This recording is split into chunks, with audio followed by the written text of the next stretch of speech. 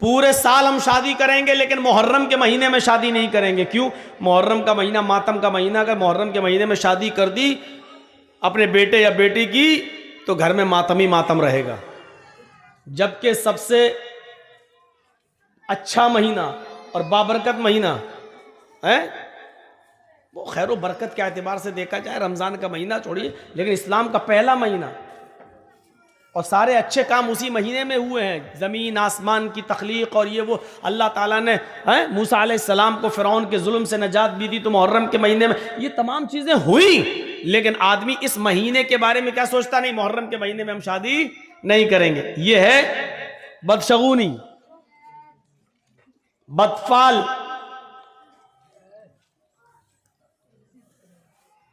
गाड़ी चल रही है स्पीड में, अचानक बिल्ली रास्ते से गुजर गई, रोक दी गाड़ी। क्या हुआ? नहीं, बिल्ली ने रास्ता काट दिया। अरे इतने बड़े बड़े जुआरी, शराबी, कबाबी रास्ता काट रहे हैं, योगी मोदी सब रास्ते से गुजर रहे हैं तो रास्ता मनहूस नहीं हो रहा। बिल्ली बेचारी अल्लाह की मखलूक, बेकसूर जानवर, ये गुजर गया तो रास्ता रोक। नहीं, अरे गाड़ी रोकना थी तो इन मनहूस नेताओं के गुजरने पर रोकना चाहिए थी। कि अब तो पता नहीं सुबह सुबह किस नेता का चेहरा देख लिया, पता नहीं गाड़ी आगे बढ़ेगी कि नहीं बढ़ेगी। रोकना वहां चाहिए, रोक रहे इस बिल्ली पर। यह अकीदा रखना कि बिल्ली के गुजर जाने की वजह से एक्सीडेंट होने का खतरा है।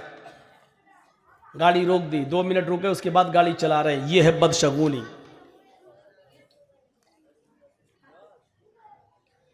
हाजी साहब हज करने जा रहे थे, रास्ते से वापस लौट आए। बीवी ने पूछा क्या हुआ? तो बिल्ली रास्ते से गुजर गई, अब हज नहीं होगा, लौट आए। यह है बदशगुनी।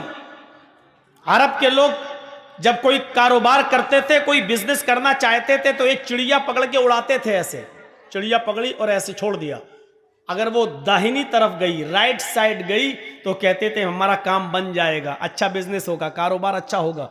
और अगर वो बाएं तरफ भागी तो वो काम नहीं करते थे। नहीं नहीं नहीं नहीं नहीं, ये चिड़िया उल्टी तरफ बाएं तरफ गई है, अब तो हमारा कारोबार फेल हो, नहीं नहीं नहीं, हम नहीं करेंगे बिजनेस, इस चिड़िया ने बता दिया कि हमें नुकसान हो। ये है बदशगुनी, ये है बदशगुनी। अपने छोटे से बच्चे को खेल रहा है, काला धागा लेकर उसकी कमर पे बांध दिया। ये काला धागा उसको बचाएगा नजरे बद से, ये है बदशगुनी। ये माएं जो अपने छोटे छोटे बच्चों को जो नहला धुलाने के बाद एक काले रंग का काजल का टीका लेती हैं और अपने बच्चे के सर पे या गाल पे कहीं लगा देती हैं, काले रंग का ये इससे क्या होगा? नजर नहीं लगेगी। ये है बदशगुनी।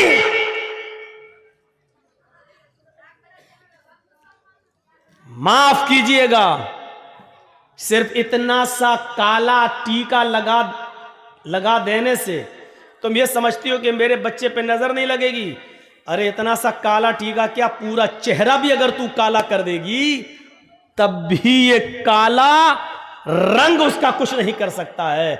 अपने बच्चे को नजरे बद से बचाना है तो सिर्फ ये दुआ पढ़ो, अल्हम्दुलिल्लाहि रब्बिल आलमीन से वलज़्ज़ालीन आमीन, और उसके बाद में कुल औज़ु बिरब्बिल फलक और कुल औज़ु बिरब्बिन नास, ये पढ़कर अपने बच्चों पर दम करो 3 मरतबा सुबह और 3 मरतबा शाम। आपके बच्चे पर नजर नहीं लगेगी। ये काले टीके बंद करो।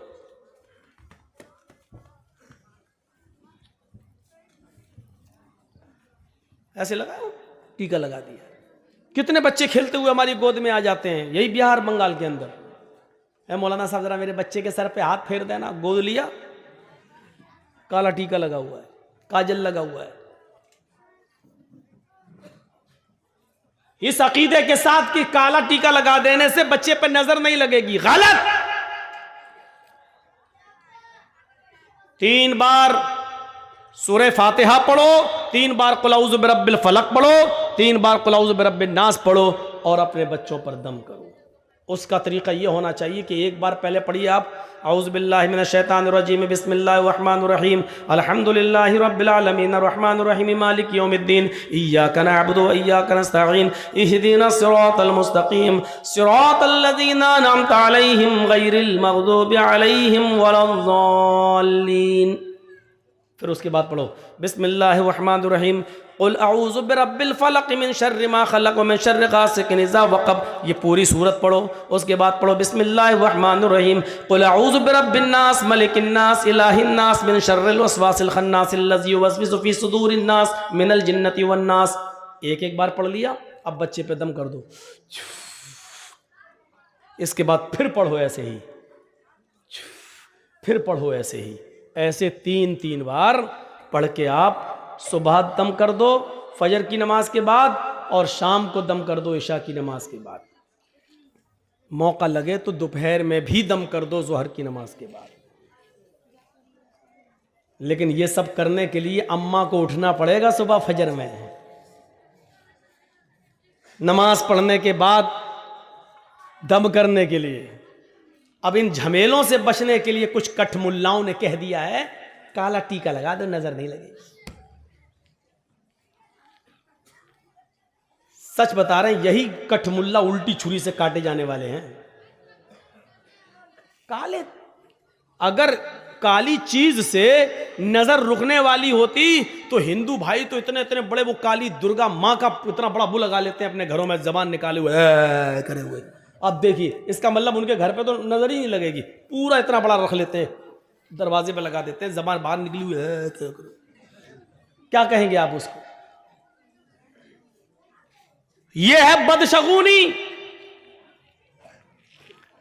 कितने बच्चों को देखता हूं नंगे घूमते और काला काला वो बंधा हुआ है, सब क्या गंडा बांध दिया है। फला मौलाना साहब ने पढ़ के दिया। अरे मौलाना साहब तू खुद ही बांध ले अपने कमर पे। ना इन गंडों से कुछ होना है, ना इस टीके से कुछ होना है।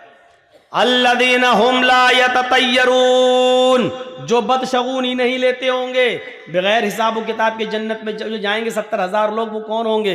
जो बदशगुनी नहीं लेते होंगे। वला यक्तऊन, जो अपने जिस्म को दगवाते नहीं होंगे। दगवाना समझते ना, जानवर को दागा जाता है ताकि उसको पहचान लिया जाए खेत में किसका जानवर है। इसी तरीके से यहाँ पर वो चलवाना, हाथ पे कुछ टैटू बनवाना, मशीन चलवाना, नाम लिखवाना या कोई टैटू बनवाना ताकि वो निशान बना रहे, इसको कहते हैं दगवाना। जो साबुन से फिर मिटता नहीं है, उसका निशान बाकी रहता है। जब तक आप ऑपरेशन नहीं कराएंगे जब तक वो मिटेगा नहीं। जितने लोगों ने अपने जिस्म को दगवाया है, पहली फुर्सत में ऑपरेशन करके इसको मिटवा दीजिए। अगर इस हाल में मर गए तो अल्लाह की कसम तुम्हारी बख्शिश नहीं होगी। जिसके जिस्म को दागा गया हो और उसने अपने जिस्म पर दगवाया हो, ऐसा आदमी अगर मर जाए तो इसकी जनाजे की नमाज पढ़ना जायज नहीं है और इसको मुसलमानों के कब्रिस्तान में दफन करना भी जायज नहीं। लिखे बैठे हैं अपनी अपनी माशूकाओं के नाम, लड़के और लड़कियां लिख बैठी हैं अपने महबूबों के नाम। कभी यहां लिख लिया, कभी यहां दगवा लिया। साहब देख, कुछ लोग तेजाब से भी लिख देते हैं, कुछ लोग छुरी से लिखते हैं काट के। ये सब दगवाने के हुक्म में शामिल है, दगवाने के। शेख सालेह अल उसैमीन का फतवा है कि अगर किसी आदमी का मौत इस हाल में होती है कि उसके जिस्म पर टैटू बंधा हुआ है, दागा हुआ है, तो इस शख्स की न तो नमाज जनाजा पढ़ी जाएगी और न मुसलमानों के कब्रिस्तान में इसको दफन किया जाएगा। करने को तो कुछ भी कर लो। तो बगैर हिसाब और किताब के जो जन्नत में जाएंगे, उनमें जो अपने जिस्म को दगवाते नहीं होंगे। ए मदरसे के बच्चों, तुम लोग बार बार उठ रहे हो, जाओ यहां से, चलो। जिसको जाना हो यहां से जाओ, जी बार बार उठकर डिस्टर्ब मत करो यहां पर।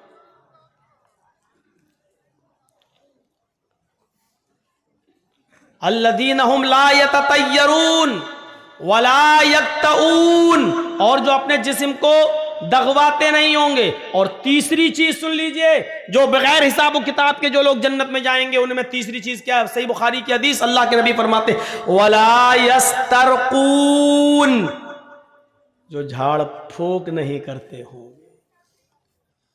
बहुत साफ लफ्ज मौजूद है, कोई तशरीह करने की जरूरत नहीं है। जो झाड़ फूक नहीं कराते होंगे। मौलाना साहब बुखार आ गया, फूंक दो मेरे ऊपर। अब मौलाना जर्जी साहब बैठो, बैठ पढ़ रहे हैं, छू दम कर रहा है।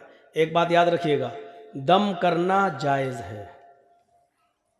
मसला याद रखिएगा, किसी बीमार आदमी पर सूरह फातिहा पढ़ना, मुअव्वज़तैन पढ़कर दम करना, अल्लाहुम्मा शफ़ी अंत शाफ़ी ला शिफ़ा इल्ला शिफ़ाउ का शिफ़ा अल्ला युगादिरु सक़मन, ये दुआ पढ़कर दम करना जायज़ है। आप इसको नाजायज़ नहीं कह सकते। कुरान की आयतें पढ़कर, सही हदीसें पढ़कर, जो आयात शिफ़ा और आयात दुआ है उसको पढ़कर दम करना जायज़ है। लेकिन अगर कोई बीमार आदमी ये भी ना कराए और अल्लाह पर भरोसा करके छोड़ दे कि नहीं उसी ने बीमार किया है वही हमें ठीक करेगा, अगर उसकी मर्जी होगी तो हम क्यों जाएं किसी मुल्ला मौलवी के पास झाड़ फूक कराने। अगर वो अल्लाह पर तवक्कुल करके छोड़ देता है तो ये और ज्यादा बेहतर है। इसी को अल्लाह के नबी ने फरमाया वला यस्तरकून, जो झाड़ फूक नहीं करवाते होंगे। झाड़ फूक की आड़ में असल में बहुत बुरे बुरे काम हो रहे हैं। मर्दों के साथ साथ जवान लड़कियां भी मुल्ला मौलवियों के सामने बैठ जाती हैं कि फूंक दो मेरे ऊपर। हम समझते हैं, हमारा बाप समझता है लड़की का कि चलो कुरान ही तो है, अल्लाह का कलाम है, और फूंकने वाला तो मौलाना है। मौलाना तो फरिश्ता होता है बेचारा, वो इंसान कहां होता है, वो तो फरिश्ता होता है। जिस तरीके से पर्दा 10 साल की उम्र की लड़की को, 10 साल से बड़ी लड़की को जिस वक्त 10 साल की हो जाए उसके बाद लड़की को अपना चेहरा भी छिपाना पड़ेगा, अपने हाथ की हथेलियां भी छुपाना पड़ेंगी, उसको पर्दा करना पड़ेगा। और जिन लोगों से पर्दा करना है उनमें मुल्ला मौलवी भी शामिल हैं।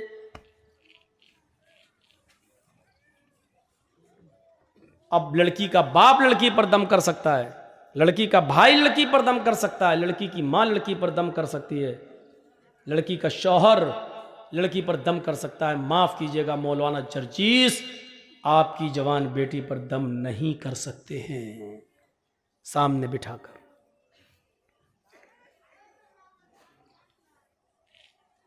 वला यस्तरकून, झाड़ फूक नहीं कराते होंगे। झाड़ फूक अगर कोई शख्स करता है कुरान हदीस के दायरे में तो जायज है, लेकिन अगर अल्लाह पर भरोसा करके ये भी ना करवाया जाए तो अफजल है, बेहतर है। वला यस्तर। और चौथी चीज वाला रब्बिहिम यतवक्कलून,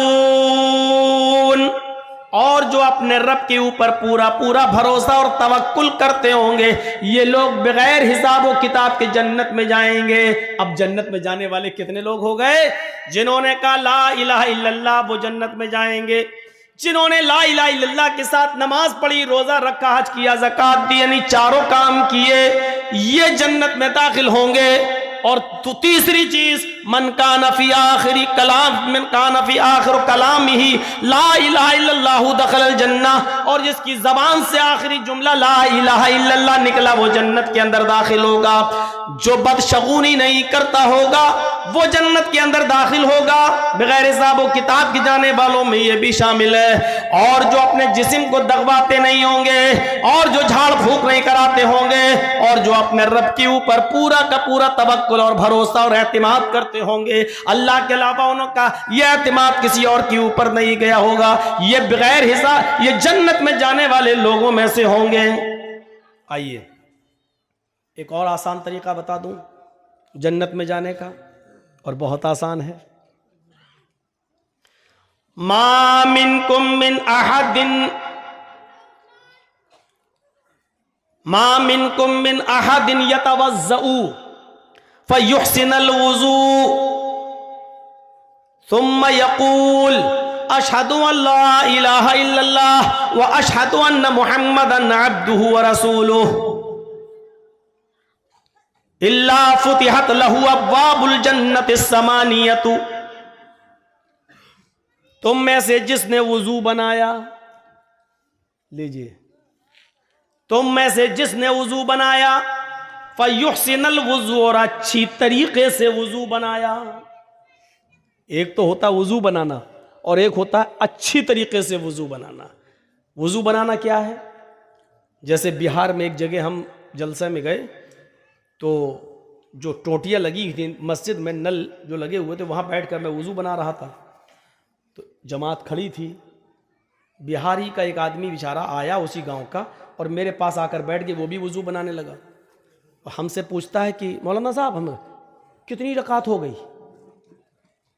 हमने कहा शायद 2 हो गई, 2 बची हैं। 2 हो गई कि हाँ। अब देखिए उसकी वुजू की, अल्लाह, उसको दोनों मिल गई। और मैं जब तक वुजू बना के पहुंचा तो मेरी एक और छूट गई।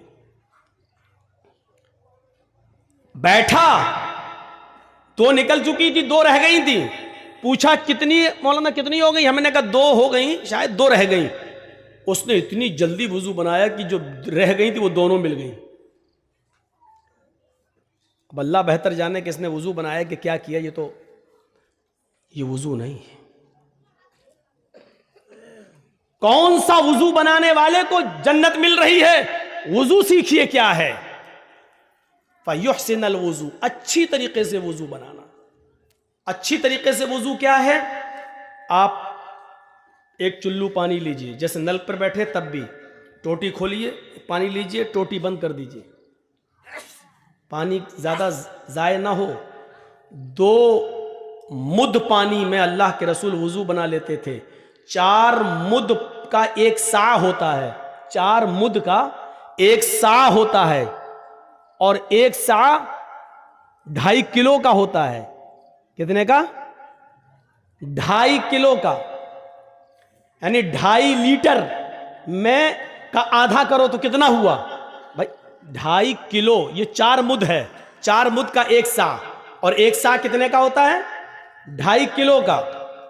तो आधा सा यानी 4 में से 2 मुद्द, तो आधा सा यानी 2.5 किलो का आधा करिए तो कितना हुआ?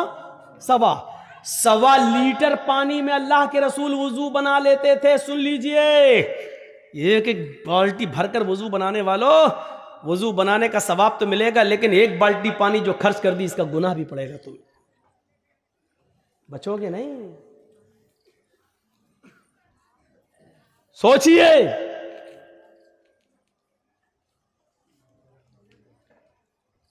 दो सा 2.5 दूनी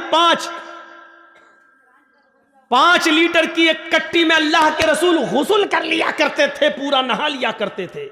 और वो भी गुस्ले जनाबत, नापाकी वाला गुस्ल कर लेते थे।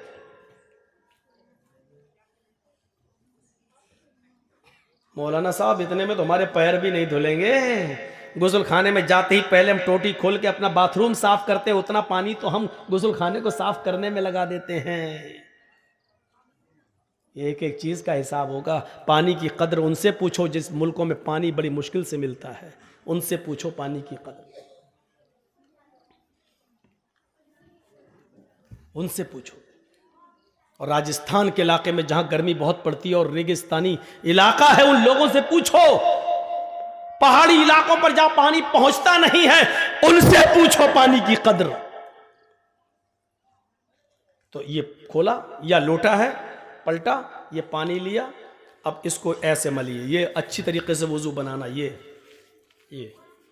हुआ? अभी नहीं हुआ। अब ये उंगलियां इसमें डालिए ऐसे, ये वाली उंगलियां इधर और ये वाली उंगलियां इधर। ये फिर दूसरी बार लीजिए, फिर ऐसे कीजिए, फिर ऐसे करिए, फिर तीसरी बार पानी लीजिए, फिर ऐसे कीजिए। ये हुआ। अब आइए, फिर एक चुल्लू पानी लीजिए, आधा पानी मुंह में, आधा, और आधा बचे फिर नाक में चढ़ाइए। जिस हदीस में ये आया 3 बार कुल्ला करो, फिर 3 बार नाक में पानी डालो, बहुत ही मौजरत के साथ कहता हूं यह हदीस ज़ईफ है। एक ही चुल्लू पानी लेना है, आधा मुंह में। अब शुरू शुरू में थोड़ी सी आदत नहीं बनेगी, कभी पूरा ही चला जाएगा मुंह में, क्योंकि अभी यहां तक आदत नहीं है आपकी। आधा मुंह में और आधा नाक में।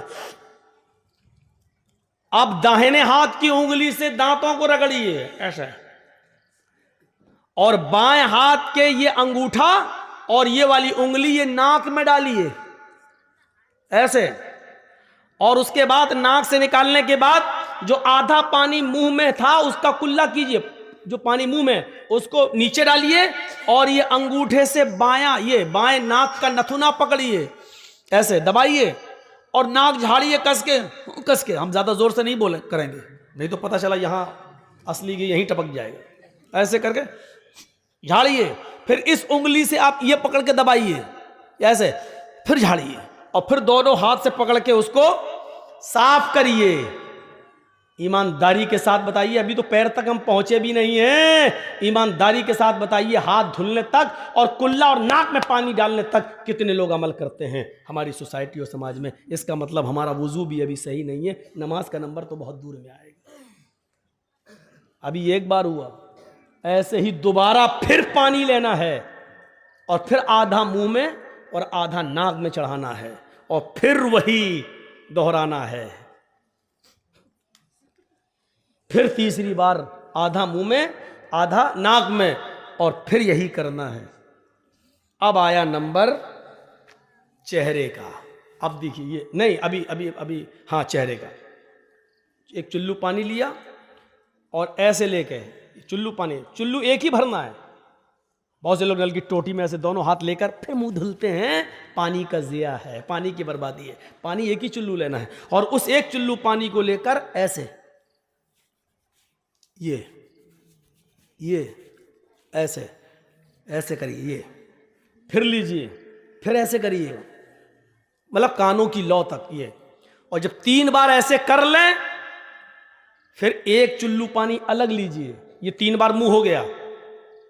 अब एक चुल्लू पानी लेकर उसको दोनों हाथों पर ऐसे डाल के ये ऐसे करके, अब ये दाढ़ी में ऐसे, जिसकी दाढ़ी हो वो ऐसे ऐसे ऐसे ऐसे करे। अब जिसकी दाढ़ी होगी वो करेगा। अब चिकने चपाट लेडीज चेहरे वाले थोड़ी कर पाएंगे बेचारे, जिनके चेहरे औरतों की तरह, वो बेचारे क्या करेंगे? वो बेचारे नहीं लेंगे चुल्लू पानी, दाढ़ी नहीं है तो क्या करेंगे वो? जिसकी दाढ़ी है वो, ये है आपका मुंह। मौलाना साहब तकरीर कहाँ कर रहे हैं? ये मसले सीखना जरूरी है, जलसे बहुत सुन चुके हैं आप, लंबी चौड़ी तकरीरें बहुत सुन चुके हैं आप। 20 साल से तकरीरें करने आ रहा हूं, अगर हमारा वुजू ही सही नहीं है तो 20 साल की मेहनत बेकार हो गई हमारी।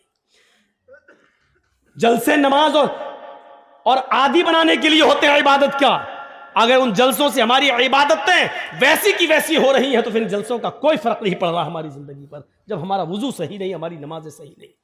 और कल इंशाअल्लाह बताऊंगा आपको नमाज के टॉपिक पर। आज ये बता रहा हूं जन्नती कौन, और कल नमाज के टॉपिक पर अजान क्यों दी जाती है, कल ये बताऊंगा। जोहर में 4 रकात क्यों है, कल ये बताऊंगा। फजर में 2 रकात क्यों पढ़ी जाती है, ये बताऊंगा। मगरिब में 3 रकात क्यों पढ़ी जाती है, ये बताऊंगा। मगरिब और इशा की और फजर की नमाज में जोर से क्यों पढ़ा जाता है, इमाम जोर से तिलावत क्यों करता है, जोहर में और असर में आदमी आहिस्ता क्यों पढ़ता है, कल ये बताऊंगा। कल की तकरीर थोड़ी दूसरे हिसाब की होगी नमाजी पर,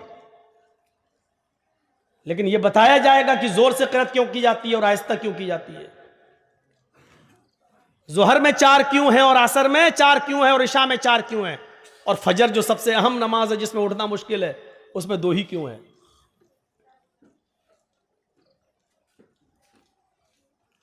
तो ये वुजू अभी, अब 3 बार चेहरा हो गया, अब ये हाथ ऐसे लीजिए, एक चुल्लू पानी बस, और इसी को आप चढ़ा लीजिए। बहुत से लोग कहते हैं ऐसे करोगे तो गुनाह ऊपर चढ़ जाएंगे। अल्लाह के बंदे, अपनी अकल से मत दौड़ाओ सारी खुराफातें। पानी लिया और ऐसे करो, और इस हाथ से ऐसे ऐसे ये कोहनी तक आप धुलिए, फिर लीजिए, फिर कोहनी तक धुलिए, फिर इसी दाहिने हाथ में चिल्लू पानी भरकर फिर उल्टे हाथ पर ऐसे ऐसे कीजिए, ये फिर लीजिए, फिर कीजिए, और उसके बाद में एक बार पानी लिया चुल्लू में, एक ही चुल्लू पानी, फिर लेकर फिर आपको ऐसे करके ये ऐसे करके ये करना है। सुनिए, मसा यहां तक लाइए, जहां पर सर पर तकिया रखते हैं आप, ये यहां तक, जिसको हम लोग गुद्दी बोलते हैं, यहां तक लाइए हाथ, बिल्कुल ऐसे ही। और इसको पूरी तरीके से, बहुत से लोग क्या करते हैं जो हिप्पी कट बाल रखते हैं, जो शाहरुख खान बने हुए हैं, अरे हम क्या इनके नाम लें, जो हिजड़े बने हुए हैं, ये कहूँ ये ज़्यादा बेहतर है। हम तो ये जुमला इस्तेमाल करेंगे, जिसको बुरा लगता हो वो लगे और कल ना आए। जो आजकल बिल्कुल लंबे लंबे बाल रखकर वो बने हुए हैं, हिप्पी कट, हिजड़े कट, ये कुछ बाल देखे ना आप कैसे कट रहे हैं, यहां से बिल्कुल मशीन चल रही है, यहां से चल रही है, यहां पर देख रहे हैं जैसे टिल्लू पंप रख दिया गया हो, यहां से टकला, यहां से टकला, यहां से टकला, बाल यहां पर हैं।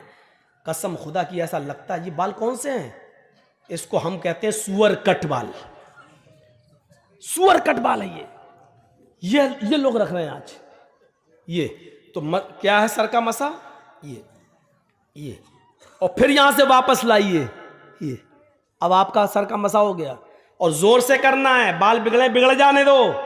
अरे हमारे भी तो बिगड़ गए हैं, हम भी तो कंगी अंगी करके आए। आपको समझाने के लिए देखिए, ये लिया यहां से लेके ऐसे, ये लीजिए, ये हो गया, फिर यहां से वापस लाइए, ये। अब उसके बाद दोबारा पानी लेने की जरूरत नहीं है, इसी दोनों उंगलियों को कान में डालिए और कान में आप फेरते चले जाइए, आपकी उंगली अपने आप घूमती रहेगी। क्यों? उसमें वो गड्ढे बने हुए हैं, ये अपने आप जब आप ऐसे करेंगे, ऐसे चलाएंगे, तो सब उसकी जो नालियां बनी हुई हैं उसमें जाता रहेगा। ये करने के बाद ऐसे देखिए, ये कर लिया, और ये दो अंगूठे, ये देखिए, ये गौर से, इस वक्त खरगोश मत समझना हमको, ये दो अंगूठे जो अभी यहां करने के बाद ये